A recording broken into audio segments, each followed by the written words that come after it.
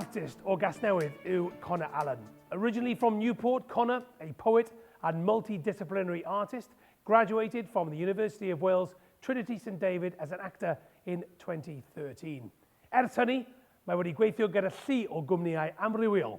He's since worked with companies like Taking Flight Theatre, Sherman Theatre, Royal Exchange Manchester, the Shed Theatre, BBC Wales and National Theatre Wales. Mae ei basiwn I annog plant a phobl ifanc I rannu eu profiadau drwy farddoniaeth yn nodedig.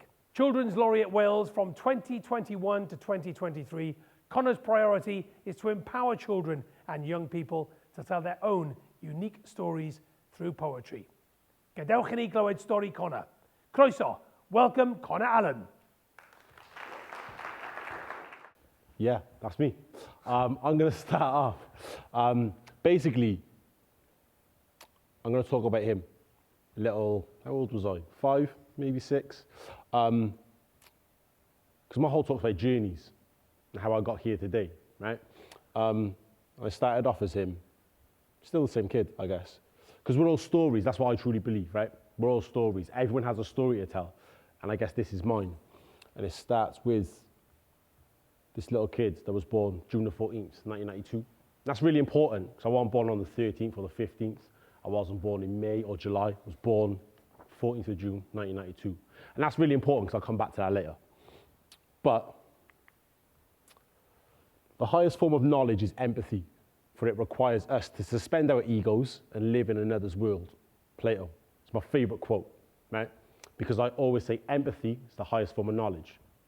So take a moment and walk in my Air Forces, walk in your Air Maxes, walk in someone else's shoes, and you'll have a bigger capacity for empathy. You'll have a bigger capacity for the human condition, because we're all stories. We all go on journeys throughout our life. My journey started off as that little kid, 6 years old, sat on a step waiting for his dad. I'll come back to that.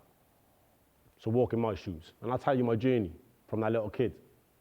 So I grew up. My mother's white, Welsh.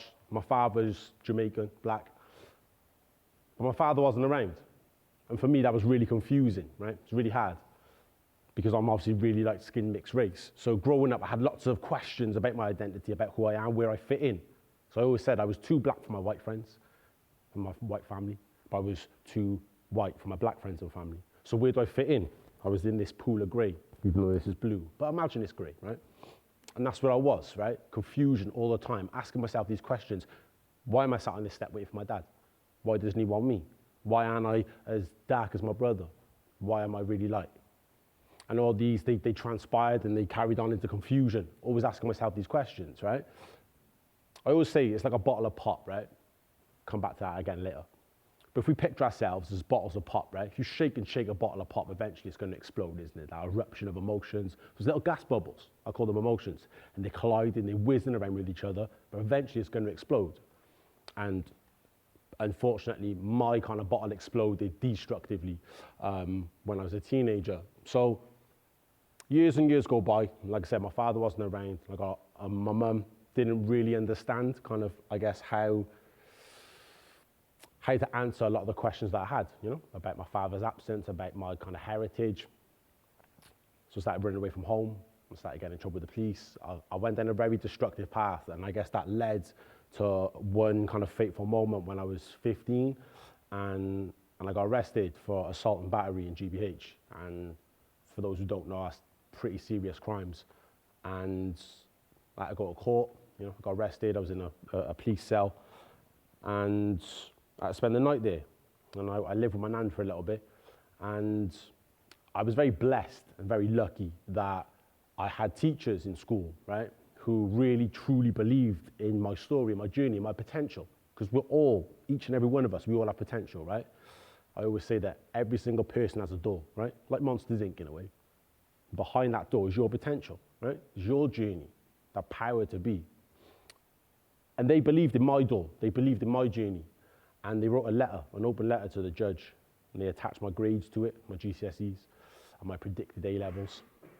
And they basically said, please don't let Connor be a part of the juvenile system, because all that potential would be lost, right? And true fact, in the UK today, there's more black and mixed race boys in prison than there are in university.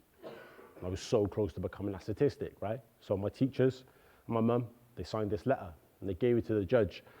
And I guess the judge showed leniency and he gave me what's called a 3-year suspended sentence. And what that meant was I couldn't get no trouble for 3 years. And if I did that, then they'd wipe my record clean. But if I didn't, if I had just a warning, then I'd go to juvenile centre or juvenile prison. And then when I was 18, I would have spent 1 year in an adult prison. So I went off to university. So I thought I had to get a Newport, had to get a Newport. So I went to university, 3 years, studied acting, because, I find a constructive way to channel all my energy instead of a destructive way. I like to go in, exploring different worlds, different characters. Acting brought that, right? So studied acting. And I always remember that I had to apply for a DBS check. They're like a government form, basically, to allow you to kind of work with young people. And when I was at university, it came back and it was 3 pages long, back to back. It had all my warnings, my cautions, my reprimands, and my conviction. And my friends asked me, they were like, "Oh, yo, Con, why is yours so long?" I was like, "Don't worry about it." Because I was really embarrassed about what I'd done, And then obviously I'd graduate. And as Jason said, in my bio, I worked with a company called Taking Flight Theatre. They're based in Cardiff, a great company. And they work outreach, so they work a lot with young people. So I needed another DBS check. And that came back, and it was blank. And it was 3 years later, and that was my second chance, And I truly cried, I really did, because I thought that right there is a physical manifestation of my second chance. I can't really mess that up now, because I got given an opportunity that a lot of other people don't. I need to use that. So then fast forward, I graduate, and then I'm working a lot as an actor, as a writer, as a poet, and then I become the second children's laureate for Wales. And at the time I didn't know what a laureate was. I imagine a lot of you don't. But a laureate is like a prestigious title that's given to a poet or a writer. Kind of basically like the national poet for children for Wales. And I didn't understand what that was at the time. I just thought, oh, it's a nice title. And then my Jamaican nan was like, "Connor, you understand that Maya Angelou was a laureate?" And I was like, "Yeah, okay, nan, yeah, whatever." And I Googled it and she was. And I was like, wow, that's huge. For those who don't know Maya Angelou, Google her because she's an incredible woman. But there's a long list: Mallory Blackman, Caleb Femi, a long list of laureates, and I'm now part of this club. So from this, I guess, that journey, those footsteps from that 6-year-old kid waiting for his dad, becoming this angry teenager who, was so close to the edge of becoming a statistic in prison, kind of rose and then became a children's laureate of Wales, So that, in a nutshell, was my journey, my story. The more you feel your feelings, the easier it gets to understand them. And I always love that, because I always picture your feelings are like the first one, an amalgamation, or a bottle of pop, right? All these different bubbles, you don't know what color they are, right? You have to feel your emotions sometimes to understand them. I always remember when I was in school and we can all probably relate, hopefully, you have your first love and you think, oh yeah, I'm in love. I'm a teenager, Romeo and Juliet, we have our first love. And a lot of people always say, well, that's not love, you're too young, you don't understand what it is. And it's only now that I'm older and I know what love is, I look back and I think, no, it was just a very young, juvenile love. Same with grief, for example. I lost my best friend when I was 10. I remember crying, not understanding why I'm crying, but just this feeling of loss. Years later, again, I can look back and think, no, that was grief. I just didn't have the words to articulate what that truly was and how that felt, So you always have to feel your feelings. Don't shy away from that. Because I always believe that's your greatest strength, is your ability to feel, Name a stronger emotion to the human heart than love. Whether that's in a movie, a song you listen to, a card that you get from your parents, just love, Is there a greater emotion? I don't know. But I always say, it's easier to understand them the more you feel. So never shy away. If you're angry, allow yourself to be angry. If you're happy, be happy. But feel your emotions. Don't shy away from that ever. Because it makes you human, It makes you real. If you don't ask, the answer is always no. So like I said, right, I grew up and I didn't have my father. But I had my next door neighbor. His name was Jody. And he always said, if you don't ask on, the answer is always no. So never be afraid to ask. Be cheeky. And I always was, Because my philosophy is, if you don't knock on a door, but even if you knock on a door, right, and someone doesn't answer, you're still in the exact same position you had before you knocked on that door. So what have you got to lose? Nothing. So always knock on someone's door, because you never know what might lie behind that if they do open it, right? So if you don't ask, the answer is always no. And that came from Jody, like I said. Anyone could be a father. It takes someone really special to be a dad. And I guess Jody was my dad, because he gave me that advice, and he propelled me, he pushed me, supported me when I needed it, you know? So I always keep that, and I always give that back, because I'm like, if you don't ask, the answer is always no. So what have you got to lose if you don't ask, right? So always knock on those doors. Never be afraid to like not ask. Last one from me. When something bad happens, you have three choices. You can let it define you, let it destroy you, or you can let it strengthen you. And I use this one as my last one only because I always feel my journey, my story, it's a combination of all three. Because for so long I did let it define me. I did let it destroy me. And I have let it strengthen me, you know? So it doesn't have to be one or the other or the other. It can be a combination of all three. And I'll bring it full circle, because like I said, about doors, I truly believe every single person, each and every one of you, you're all miracles. There's no one like you on this planet. Even if you think about it, you're born into a planet of 8 billion people. There might be 10,000 people that share the same name as you, but there's only one you who feels the way that you feel, who emotes and laughs and cries and has bants and acts and reacts the way that you do, because you're a miracle. No one like you. Your door, like Monsters Inc., that whole scene of all those different doors, and it's yours, that one door, different colors, different patterns. It's your door. And that's powerful. And that's why then I come and I bring it back and I say, I wasn't born on the 13th of June, 1991. I wasn't born on the 15th of July, 1994. I was born on the 14th of June, 1992. That specific time, at that moment in history. Tell me that's not a miracle. That I was born on that day, at that time in history. And it goes for each and every single one of you, you know? You all have doors. You all walk through. Because empowerment is just someone opening your door. Whatever lies behind your potential behind that door, that's on you. It's all built up from you. Because the greatest superpower you have is yourself, you know? It's understanding that there's no one like you in this whole world. And that's why I always come back to that. Because you do have three choices. But it can be a journey, it can be a combination of all three. So yeah, in a nutshell, that's me. Yeah.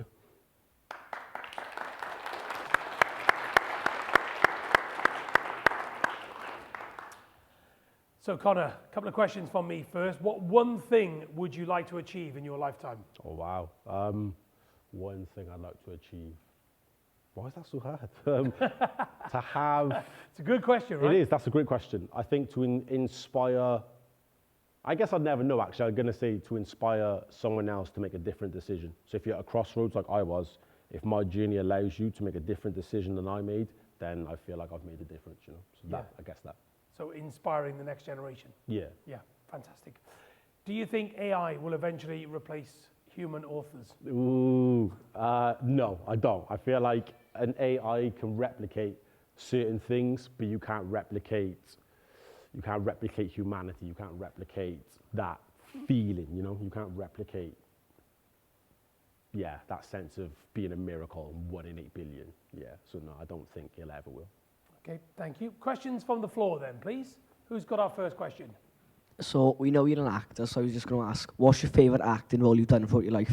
My favourite acting role I've done in my life. I have to say, and it's really self-indulgent, but it's probably my autobiographical show, The Making of a Monster. So I did a one-man grime rap infused show about my story and my journey through the medium of like grime and rap. So yeah, it's probably that would be my one. Is it recorded somewhere? Can we watch it anywhere on YouTube or something? No, it's not, no. It was a live show. Live show, yeah, Okay. at the Wales Millennium Centre. Oh, well, you'll have to do it again now for a new I'll have to bring it back, yeah. you know? I'll have to bring it back. Bring it back. Okay, next question, please. If you could give one lesson to people like us, what lesson would it be? If I could give one lesson to people like you, I think I did. I think it goes back to what I say about understanding that like you're 1 in 8 billion. I think when you understand the gravity and the weight of that, like that's your superpower. There's no one like you in the whole world because you're you, you know? And the way you feel, the way you dress, the way you talk, the things that you like, the things you dislike, it's unlike anyone else. And I think when you truly understand that, there's a confidence that is instilled in you that's like no other, because you understand I'm 1 in 8 billion. I'm a miracle on this planet, in a constellation of stars, in a universe of infinite possibilities. You're here. That's the greatest gift ever, you know? So I'd give that. You're also very proud of your roots, and one of the things I was talking about was the worst thing that people can do is, because I was written off as a kid Yeah. as well, the worst thing you can do is write somebody from Ely and somebody from which part of Newport? Hammond Drive. Okay. Yeah, yeah. Did you also share that feeling? The worst thing you can do is write me off? Yeah, because I'm like, I write a poem about Hammond Drive, so the estate that I grew up on, and I just feel like we were such a community, you know? There were no locked doors in Hammond Drive, so we would just go in and out of each other's houses, and that sense of like, it takes a village to raise a child. And I really understood that the older I got, of like, everyone was my auntie, you know? Like, we'd go in and out of each other, like, so we were a community, so like, you would empower everyone, be like, you can do anything that you want. And we're in a community of like adverse poverty, but all my aunties or my uncle, they were all like, you could be anything you want to be. So even when people write you off, you're like, you can't write me off when I've got that backing, when I've got that support and people believing in me that much. How can you write that off, you know? That's so powerful. Our next question, please. Where does your passion for your writing come from? My passion for my writing, I think going back to the earlier slide when I talked about how we're all stories, like, we're all interconnected. Like, every single person has a story, and that's why I always go back to Plato's quote of like empathy, because it's the highest form of knowledge. So if you can understand someone's journey, you haven't got to be a mixed race kid from a council estate like me to understand my story. It's about where do I fit in, and as like humans, as people, we all feel that in some way throughout our lives. Like, where do I fit in? You know, am I pretty enough? Am I popular enough? Am I enough? It always comes back to that. So I think my passion for writing came from that sense of understanding that I can articulate like experiences that help other people feel less alone. And what more powerful kind of message is that, to be like, I'm not alone in the world. You know, if you listen to a bit of music, you read, and you feel like that's how I feel. I'm not alone, you know? So it comes from that. These are great questions. Thank you. Keep them coming. Another one? Please. Who is your favourite author? My favourite author? Can I cheat? Can I have two? Cool. So there's a great author called Matt Haig. He wrote a book called The Comfort Book, which I feel is incredible. Like, I love that book, but he's also done others. And then there's another author called Paulo Coelho who wrote The Alchemist, and he wrote The Warrior of Light. And they're two books I've come to a lot older. So yeah, I'd probably say those two would be up there for me. I could give you so many, but yeah, I'll stick with those two. And Matt Haig's books have helped a lot of people. Yeah, honestly, like that Comfort Book, I feel like every person should have a copy of the Comfort Book. And just come to it, you know, just read a page or two a day before you go to school or before you wake up. It really helps. It just breaks it down in a way that like talks about how rain is good, actually, you know, because like sometimes understanding like what you're going through, it might feel like you're in a storm. It might feel like there's so much rain, but there's a rainbow that comes after that, and it doesn't rain forever, you know? So it's just like little bits like that actually you feel like, oh, wow, yeah, you know, it puts you in a different footing to kind of like go forward with your day. Amazing. Another question? Why did you choose art as the way to let out those emotions of yours? Yeah, I think it goes back, they're interconnected. So like, I think art in general, whether that's like listening to music, watching a film, reading, seeing a piece of art, but it's all, again, empathy. It allows you to walk in someone else's shoes, and by doing that, a lot of the time, you'll be like, that's how I feel. So sometimes we can ask people, I can ask you all, like, how do you feel? And you might not have the words, you might not be able to express, how do I actually feel in this moment? But you can listen to a piece of music, you can read the lyrics, you can read a book, watch a film, watch a piece of theatre and be like, that's it, that person got it, you know? So I feel like my ambition for writing, it comes from that. Like, art is a way of helping articulate what a lot of people might find hard to kind of articulate how they're feeling. So I think art is the best form of therapy, you know? How difficult was it to overcome the challenges that you faced? How difficult was it to overcome the challenges that I faced? I can't stand here and lie and say, oh, it was really easy, you know, like, of course. But I always go back to Denzel Washington always said, you know, if you get knocked down 7 times, you get back up 8. And it's easy to say that, obviously, but I truly believe like every kind of obstacle you overcome is just on your way to kind of achieving what you need to achieve. So like Octavia Spencer said, her mum told her, if you're driving down the highway, obviously it's the American in there, motorway for us, you know, but if you're driving down a motorway and you look across to see what the car next to you is doing, you're going to crash your car. So actually just focus on where you're going, because if that person next to you is driving in a Ferrari, good for you. You're going to get there quick. I might be driving in a little Suzuki Swift. It's going to take me a while, you know, but eventually I'm going to get there. And it's understanding that of like, the only person I'm in competition with is myself, is yourself, you know, no one else. It's not a competition. You're just in this life to get better as a person, as you know. So I think it's reminding myself of that a lot has really helped overcome any challenge, because there's only one me. So actually, I'm going on my journey at my pace, you know. I got a question. Yeah. Have you gotten the opportunity to meet your dad or forgive him? Oh, what a question. Funny. So the making of a monster. So my first show, the making of a monster, was about. It was about like that story that I told you. You know, growing up, getting in trouble with the police, and after that, my father, hence the name of the show, the making of a monster. I met my father, and he called me a monster. Spoiler, and that really, as a teenager, really got me. You know, like that really damaged me, and I carried that for years. Believing that I was like this monster who just needed love. But I made a sequel, or I'm writing a sequel, and in my sequel, it's called The Forgiveness of a Monster, and it is about me forgiving my dad and understanding that he is a human being, and we all make mistakes, you know. But just because I forgive, it doesn't mean that I have to allow you into my life.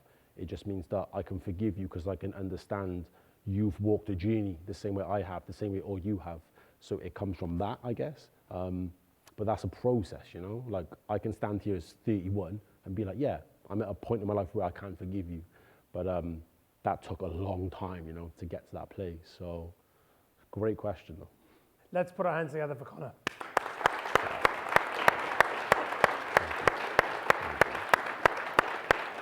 Have you ever felt you don't belong?